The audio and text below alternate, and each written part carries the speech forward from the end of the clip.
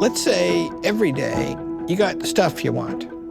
You're tired, you're hungry, you need to sleep, you know, whatever. Passions are always running in you. Of course they are. Appetites.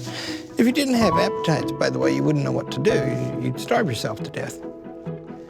So how do you reconcile what you might want at any moment with what the best thing is?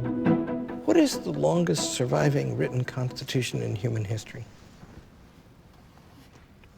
The Magna Carta? Students are wonderful.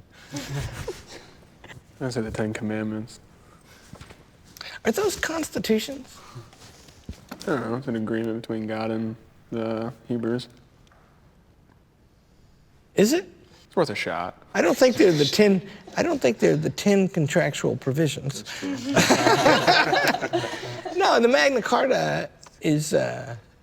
It's an element of the British Constitution. It's true, but the British Constitution doesn't come to be with that. It takes more.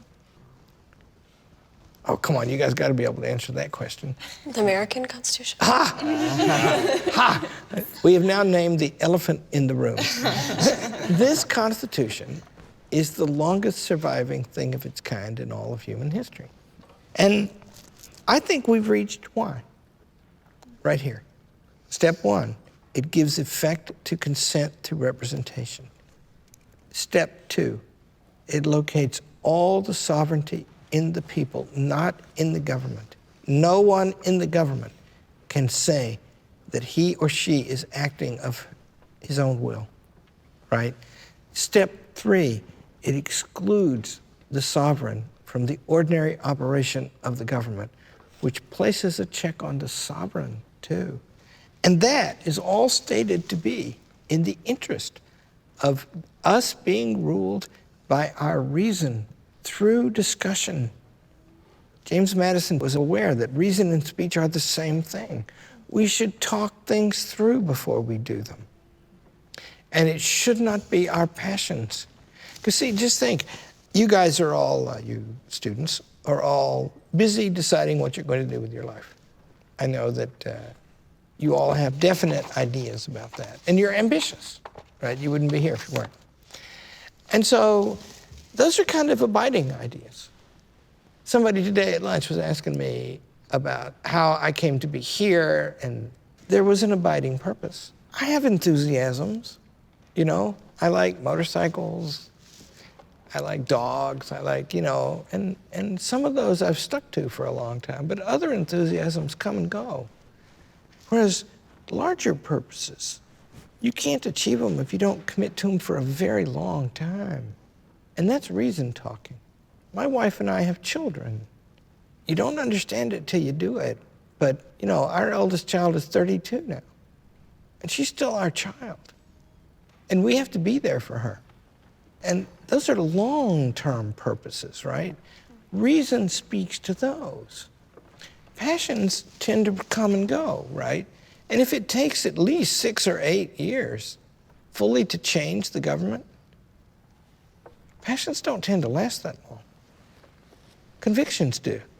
Reason does. And you're arguing about it all the time, all along the way. And that means that Madison says that these arrangements here, this connection between the people and the government that gives power to the government, locates ultimate authority in the people, prescribes how the people must hold opinions over time to make them effective. This set of arrangements, what does this make it possible for them to do? They can delegate the authority to more than one place. You can give the legislative power to the Congress in Article 1 of the Constitution. You can give the executive power to the President in Article 2 of the Constitution. They each have their own relationship with the sovereign people. They are quite equal as regards authority.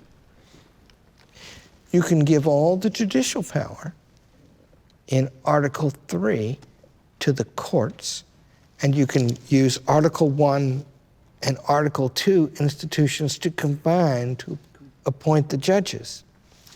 You can leave most of the power in the hands of the states, and you can protect that in Article 4 of the Constitution.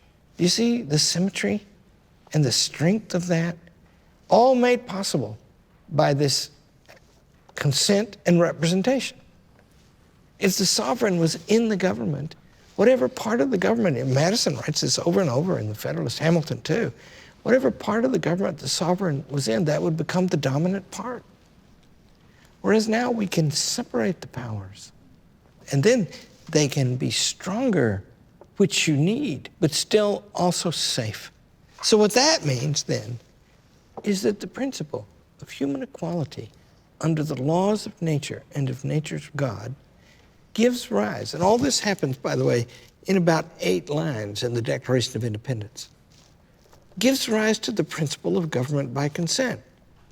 We hold these truths to be self-evident. All men are created equal and endowed by the Creator with certain unalienable rights, among these life, liberty, and the pursuit of happiness.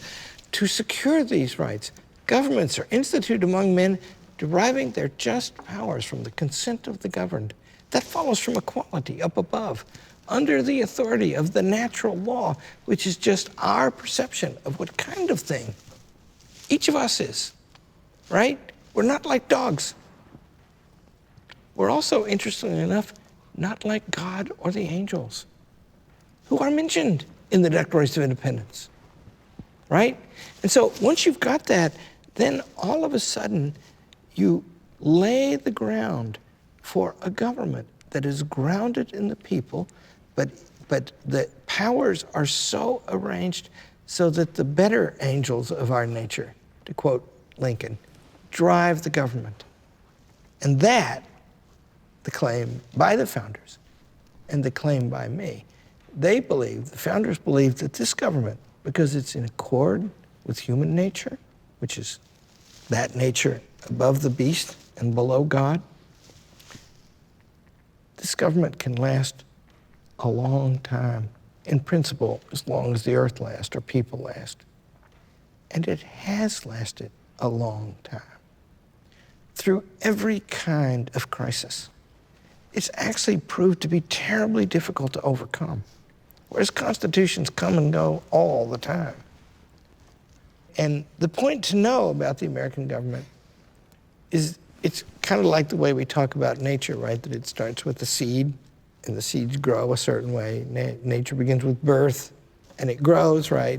But then it has to come to mean essence.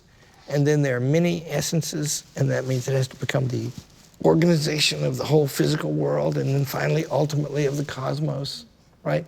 It's a very, to use a pun, pregnant term, that term, nature, right?